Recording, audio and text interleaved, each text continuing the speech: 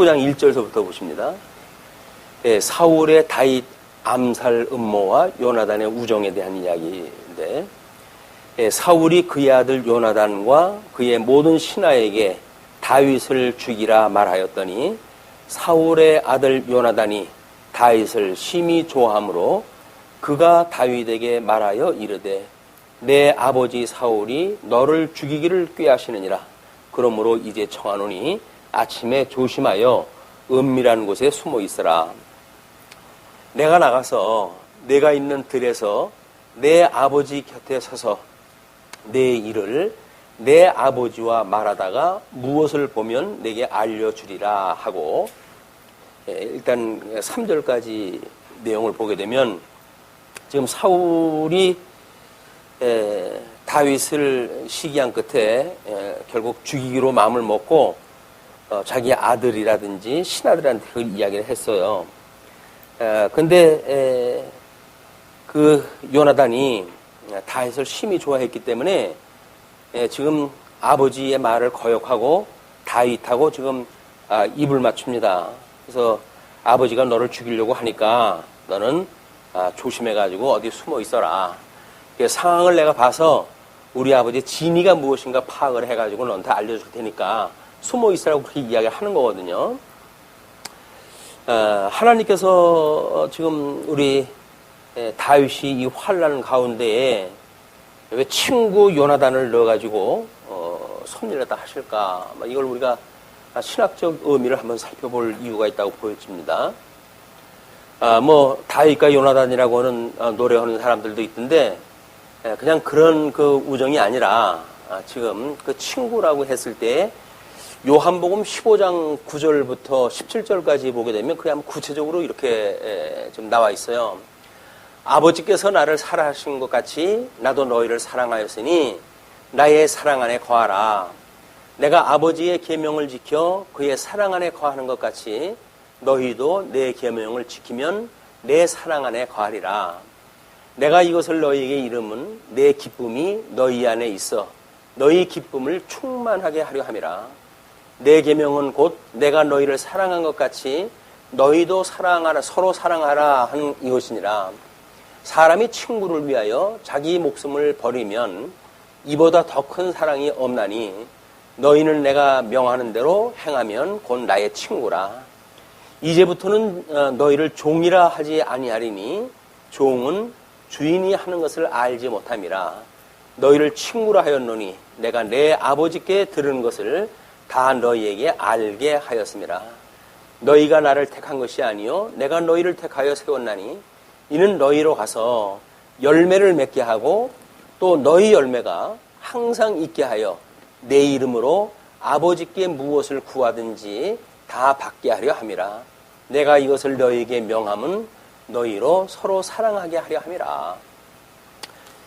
우리 친구의 그 사랑이라고 하는 이런 그 내용은 적어도 예수님이 종의 어떤 자리에서 수평적 관계로 격상을 시켜주는 일입니다. 그래서 우리 예수님이 하나님에 대해서 아는 것처럼 그 친구들도 알고 그런 그 관계를 유지하기 위해 가지고 내가 너희를 사랑한 것 같이 너희도 서로 사랑하라고 이렇게 이야기를 하거든요.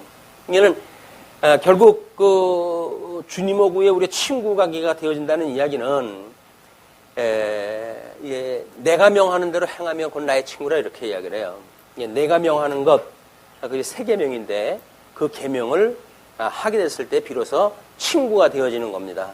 우리 예수님하고 연합 관계를 이야기를 하고 우리 접붙은 그 비밀에 대한 걸 이야기를 하고 그러지만은 그런 것이 그냥 고백적으로 끝나는 것이 아니라는 거예요.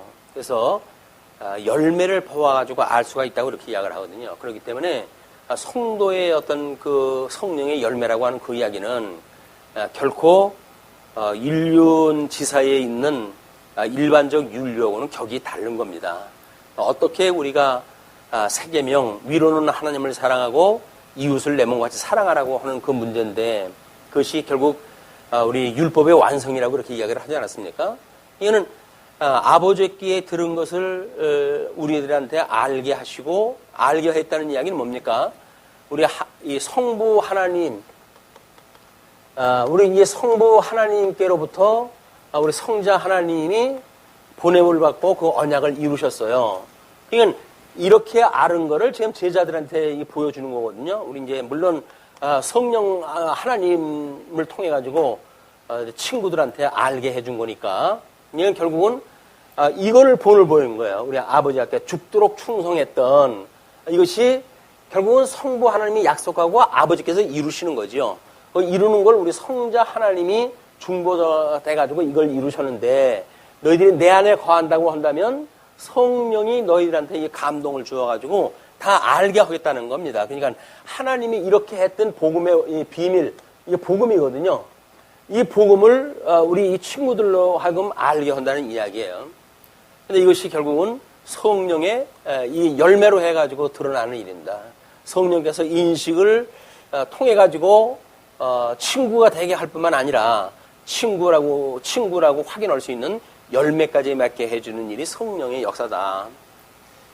우리가 윤리종교가 아니라고 하지만 예수를 믿는 우리들이 어떤 열매를 무시하고 그리고 그거를 개의치 아니하고 이런 그 일들은 확인의 문제가 있습니다. 우리 하나님 앞에 우리가 어떻게 확인하는가에 대한 문제인데, 이 확인이 결국은 열매를 가지고 확인할 수밖에 없는 거 아니에요. 보이는 걸 가지고.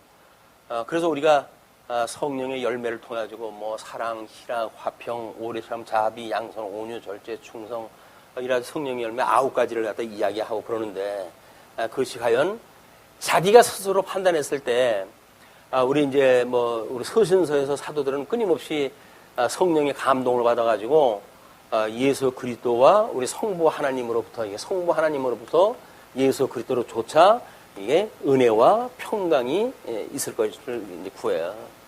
은혜와 평강이 있을지어다 이렇게 이야기를 하는 거는 결국은 이 복음적인 비밀을 통해 가지고 성령이 열매를 맺게 하는데 그것이 은혜와 평강이다. 이게 성령의 열매, 은혜와 평강이. 우리가 어떠한 그런 환경이 있을지라도 대적이 우리를 우겨싸고 우리를 공격한다 할지라도 우리 마음을 지킬 수 있는 우리 이런 그 신앙을 하게 한다. 마음을 지키는 것은 우리가 성을 지키는 거 용사하고 비교가 되어지고 그러는데 대적이 공격을 갖다 해오는 거 아닙니까? 근데 우리 주님께서 음부의 권세가 무너뜨리지 못하는 교회를 세워준다고 그랬어요. 우리는 지어져가는 성전이에요. 그러니까 지어져가는 성전이기 때문에 이 성전은 음부의 권세에 의해서 결코 무너지지가 않는 겁니다. 이게 믿어진다고 한다면 우리가 은혜와 평강을 유지하게 되어진다는 거죠. 우리 마음에 힘들고 어렵고 우리 찬송도 그런 걸 불렀지만 끊임없이 우리가 환난을 당할 때 과연 어떻게 우리가 살아갈 것인가, 어떻게 살아가게 하실 것인가, 이것이 성령께서 주시는 은혜와 평강인데, 친구라고 하는 그 이야기는 이걸 우리 예수님의 그 친구가 되어졌다고 하는 그 이야기는 결국은 사랑 안에 거해가지고 예수님 안에서 은혜와 평강을 누리는 상태. 이것이 하나님을 아는 일에 같이 되어지는 자입니다. 같이. 이걸 우리가 친구라고 이야기를 하거든요. 물론 우리 믿음의 덕을 덜 세우는 그런 그 문제에서도 우리가 그렇게 형제 우애와 그 우애에 사랑을 더하라고 이렇게 이야기를 했는데, 과연 이런 친구 간의 사랑에 대한 문제, 이것이 어떻게 동지애를 가지고 살아갈 수 있는지, 믿는 것과 아는 것이 하나 되어서 동지애를 가지고 살아가는 이거를 육적 계시의 방법으로 보여준 것이 다윗과 요나단의 사건이에요. 그걸 통해서 우리는 진정한 친구라는 것이 이런 거로구나. 예수님은 요한복음에서 이런 어떤 삼일체 교리적인 문제로 설명을 했다고 한다면 우리 지금 이 체제를 잡아가기 위해서 우리 다윗을 보호해야 되는 하나님께서는 이런 친구를 주어가지고 지금 일을 하다 해가신다. 육적 계시의 그런 그 방법을 우리가 한번 생각해 보는 겁니다. 그래서 지금 그 요나단이었던 요나단은 물론 그때는 왕자의 출신이지만 그래서 이가 주인공처럼 보이잖아요. 지금 주도적으로 지금 다윗을 돕고 그러는데, 근데 사실은 우리 다윗의 친구가 되어 있는 사람입니다. 다윗이 우리 예수 그리스도를 예표하는 인물이고, 그 다음에 우리 요나단은 이 친구, 12사도로 지칭되어졌던 그 친구를 예표하는 인물이기 때문에 4절로부터 우리 그 7절까지 요나단의 화해 원유가 이제 등장이 돼요. 요나단이 그의 아버지 사울에게 다윗을 칭찬하여 이르되 원하건대 왕은 신하 다윗에게 범죄하지 마옵소서. 그는 왕께 득죄하지 아니하였고 그가 왕께 행한 일은 심히 선함이니이다. 이 객관적인 평가는 사실 필요가 없는 거예요. 사울한테는 아버지가 지금 이 요나단한테 요구한 거는 다윗을 죽이라는 이야기지, 옳고 그런 걸 따져가지고 지금 자기 아버지를 설득하거나 이렇게 할 입장이 아니거든요. 다윗이 그걸 가감하게 이야기를 합니다. 그러니까 그가 자기 생명을 아끼지 아니하고 블레셋 사람을 죽였고 여호와께서는 온 이스라엘을 위하여 큰 구원을 이루셨으므로 왕이 이를 보고 기뻐하셨거늘 어찌 까닭 없이 다윗을 죽여 무지한 피를 흘려 범죄하려 하시나이까. 요나단은 참 용기 있는 사람인지도 몰라요. 이 의를 인하여서 아버지의 정곡을 찔러댑니다. 그런 그 정곡에 찔림을 받았던 이제 그런 그 일이 사울이 요나단의 말을 듣고 맹세하되 여호와께서 살아계심을 두고 맹세하거니와 그가 죽임을 당하지 아니하리라. 우리 사울은 지금 뭐 수차례 변덕이 심해가지고 뭐 몇 차례 다윗을 죽이려고 그랬고 때로는 용서도 했고 또 전쟁에 나갔다가 뭐 이렇게 수장을 삼아가지고 전쟁에 승리도 하고 이런 일들이 계속 되어지는데 아들이 그 정곡을 찔러가지고 이야기를 하니까 뭐 이 아버지가 가지고 있는 명분이 아들한테 악한 거를 시킬 수가 없는 것이 아마 그때의 그 아버지로서 입장이 아니었나 싶어요.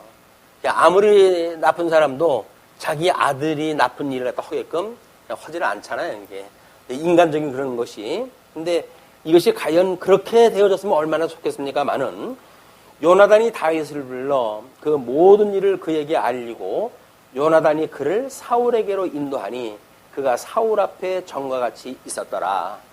회복이 됐어요. 회복.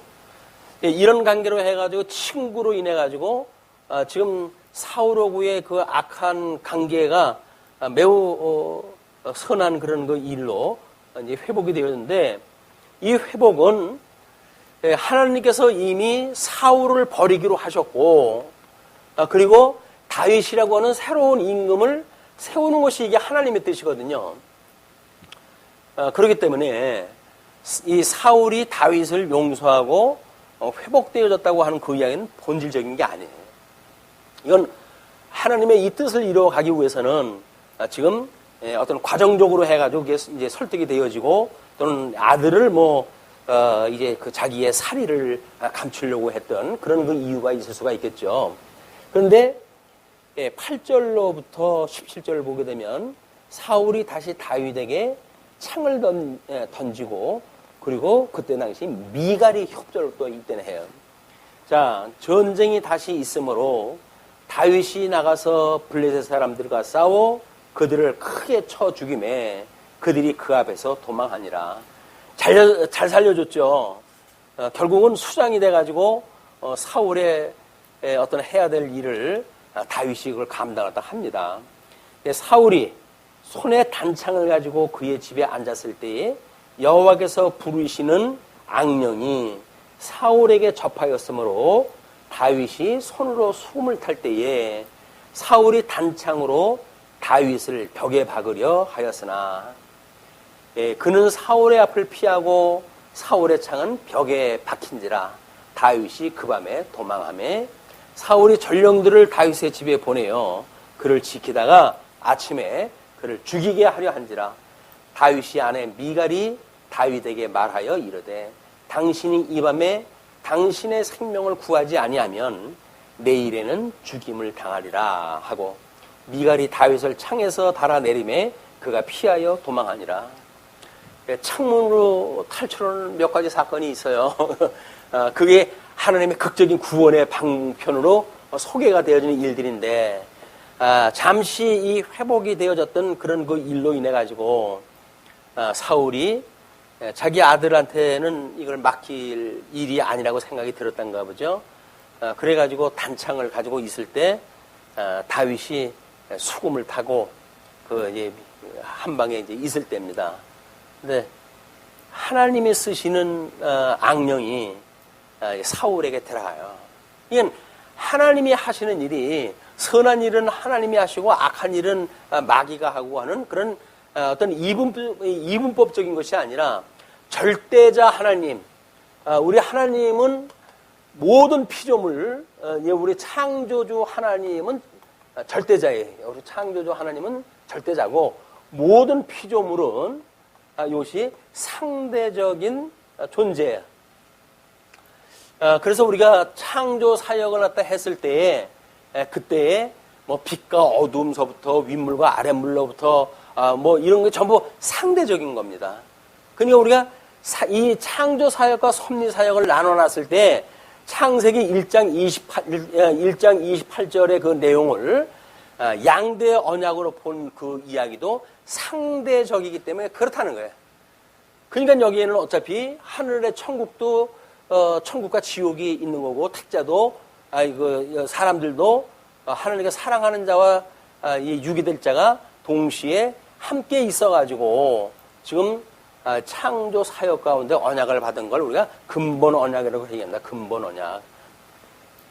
이 근본 언약은 결국은 섭리 사역을 할 때, 이 섭리 사역을 할 때 근본 언약이 행위 언약과 은혜 언약으로 해가지고 이제 이 구체화되어지는 거 아닙니까?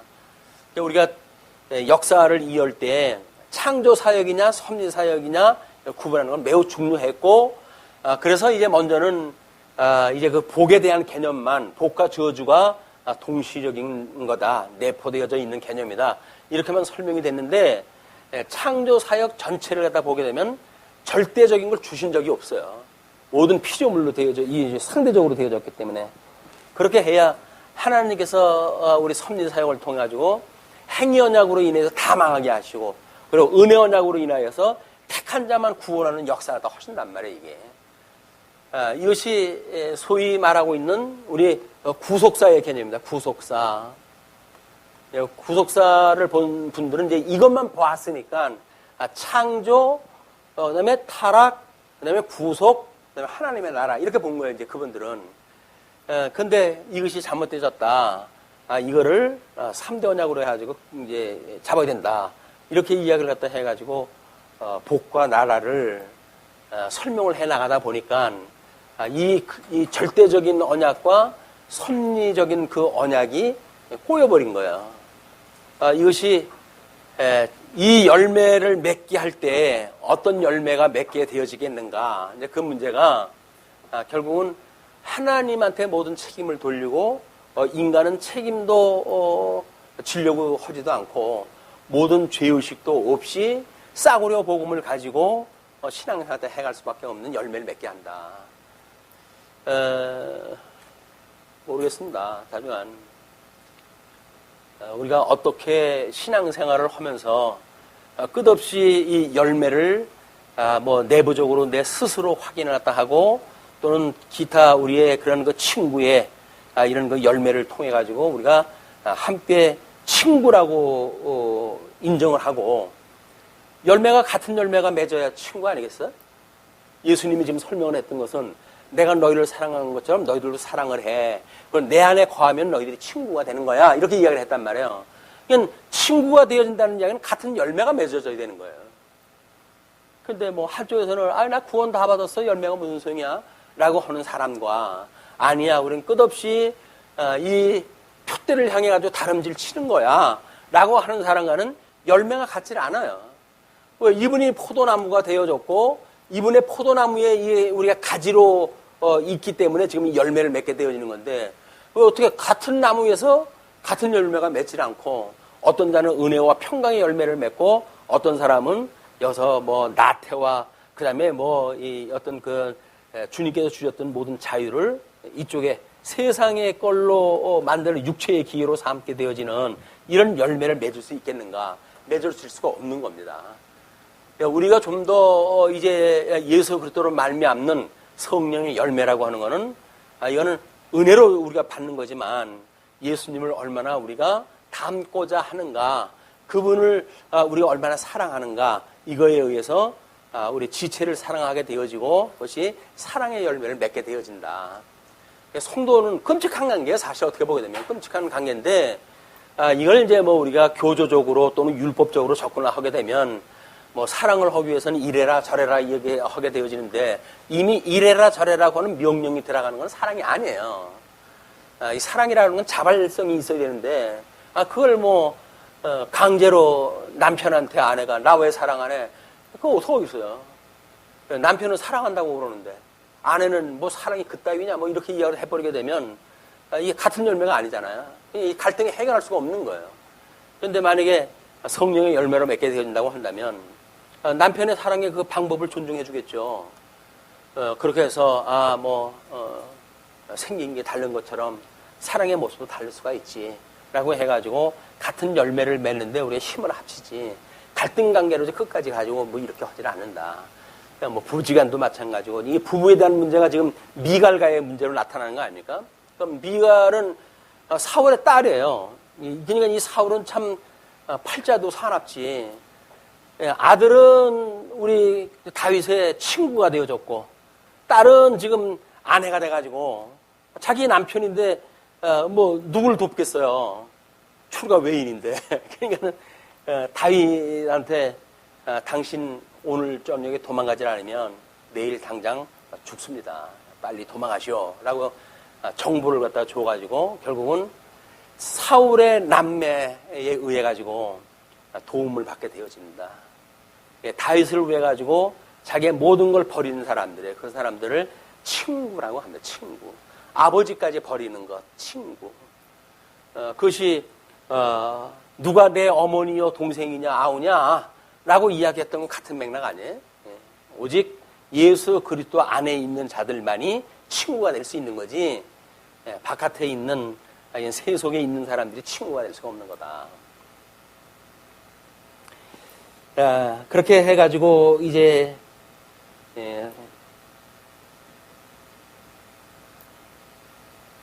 그 미갈이 다윗을 창에서 달아내림에 그가 피하여 도망하니라. 미갈이 우상을 가져다가 침상에 누이고 염소털로 엮은 것을 그 머리에 씌우고 의복으로 그것을 덮었더니, 딸이 그냥 도망만 시킨 게 아니에요. 시간을 지연시키기 위해 가지고 마치 침상에서 자고 있는 것처럼 연출을 갖다 합니다. 그래가지고 그렇게 덮었더니 사울이 전령들을 보내어 다윗을 잡으려 하매 미갈이 이르되 그가 병들었느니라. 사울이 또 전령들을 보내어 다윗을 보라 하며 이르되 그를 침상째 내게로 들고 오라. 내가 그를 죽이리라.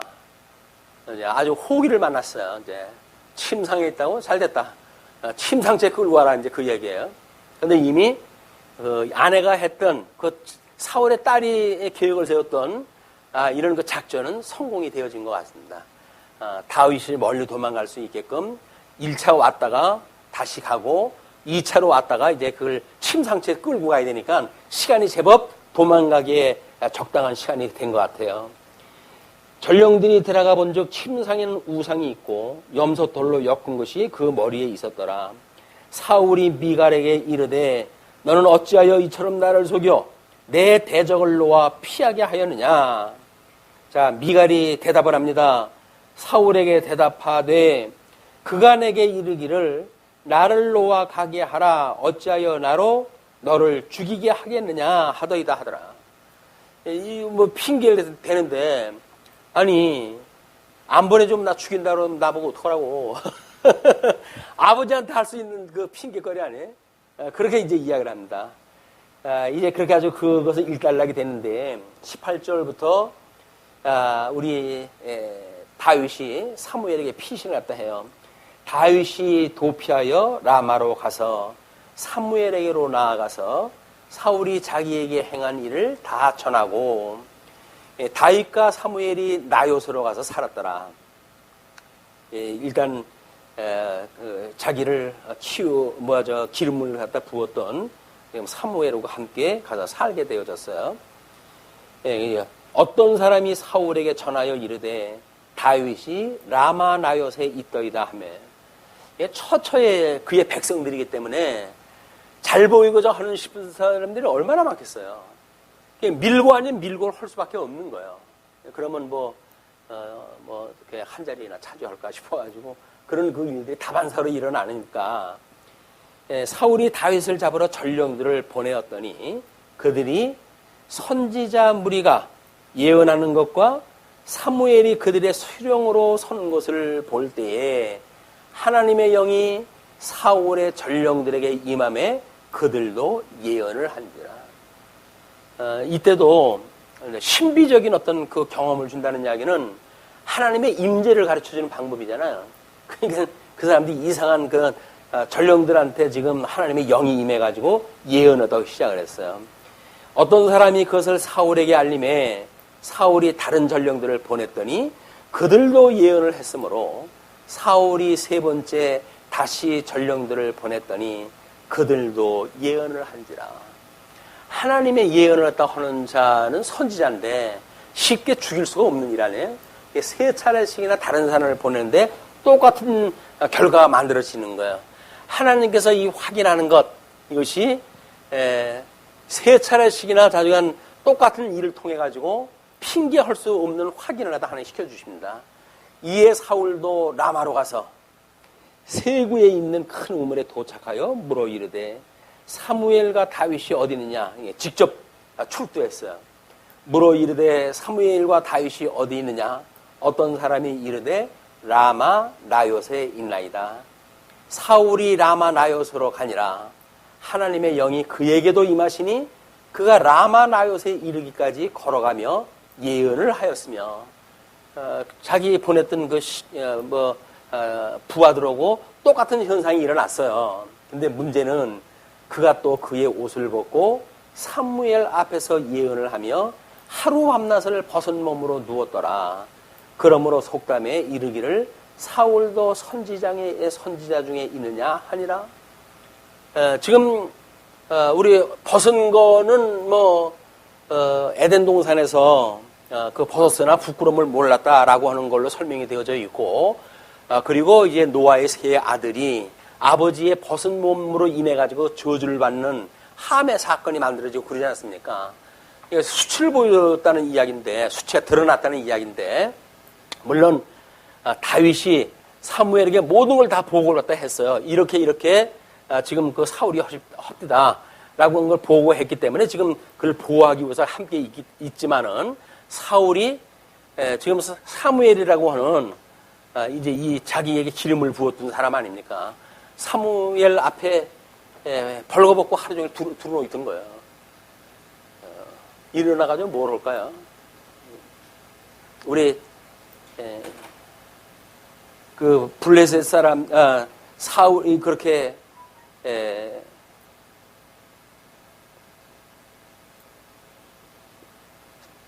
뭘 어디까지 갔다 이렇게 갔죠?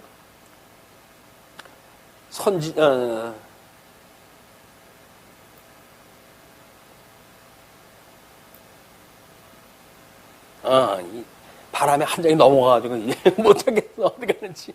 예. 그래서 그가 그의 옷을 벗고 사무엘 앞에서 예언을 하며 하루 밤낮을 벗은 몸으로 누웠더라. 그러므로 속담에 이르기를 사울도 선지자 중에 있느냐 하니라. 이제 하루 종일 제정신이 아닌 걸로 해야지 예언을 하고 있으니까 다윗은 또 시간을 벌었잖아요. 그러면 이제 또 피신을 갖다 해야죠. 피신을 갖다 하는 다윗의 삶이 어떻게 보게 되면 그건 어쩔 수 없는 수동적인 거 아니에요? 환경이 그렇기 때문에 도망가는 거 아니에요? 결국은 그렇게 피하고 피해가지고 가는 길이 사울을 하나님께 제거시키고 다윗을 왕으로 삼게 되어지는 그 길까지 계속됩니다. 그러니까 누가 우리들을 핍박을 갖다 한든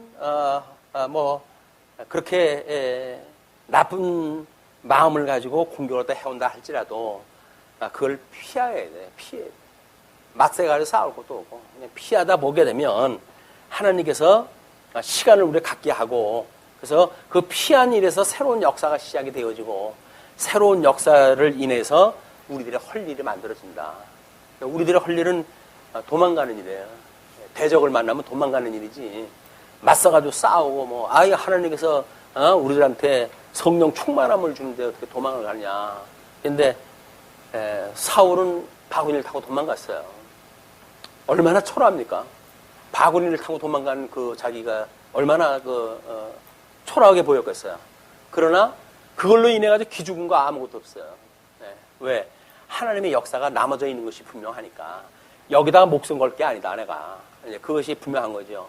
우리의 과정 섭리를 이해하는 그것이 최종적인 것이 아니다. 그래서 종말적인 그런 그 믿음을 끌고 와가지고 결국은 종말적인 삶을 우리가 가지고 살아가지만 지금 모든 우리의 인생을 걸고 싸울 만한 것이 없다.